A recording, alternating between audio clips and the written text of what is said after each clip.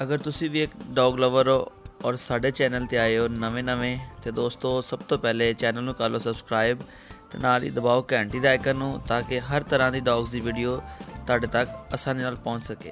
अस्सलाम वालेकुम दोस्तों, तो यह बघियाड़ी बच्चा जनाब फॉर सेल है। ठीक है, तकरीबन 1.5 महीने के हो गए ने तो यह जनाब माशाल्लाह जी सेल आ। 15,000 रुपये का जोड़ा।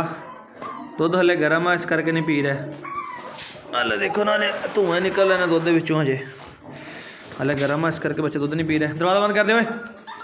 तो यह माशाल्लाह जी बच्चे है बघियाड़ी। ठीक है, प्योर अल्सेशियन बघियाड़ी ने। तो चेक कर लो, सही है जी। तो 15,000 रुपये का जोड़ा। है फीमेल आ, वो भी मेल आ। तो किधर चला गया जी।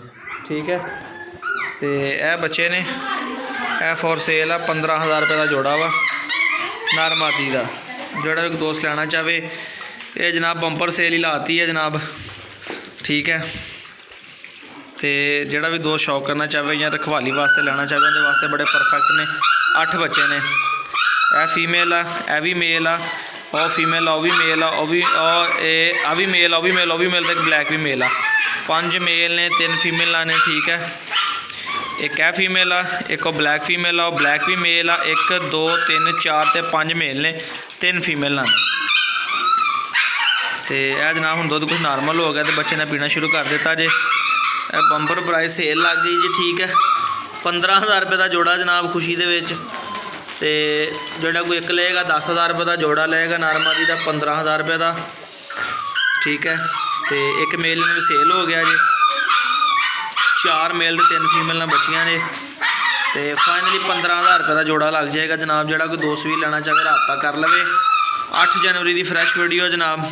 ठीक है, तो 15,000 रुपये का जोड़ा मिल जाएगा नर ते मादी का। है तुहाडे सामने बच्चे दुध नॉर्मल हो गया तो बच्चे माशाल्लाह दुध फिनिश कर गए ने। ठीक है, 15,000 रुपये का जोड़ा। एक लोगे 10,000 रुपये का।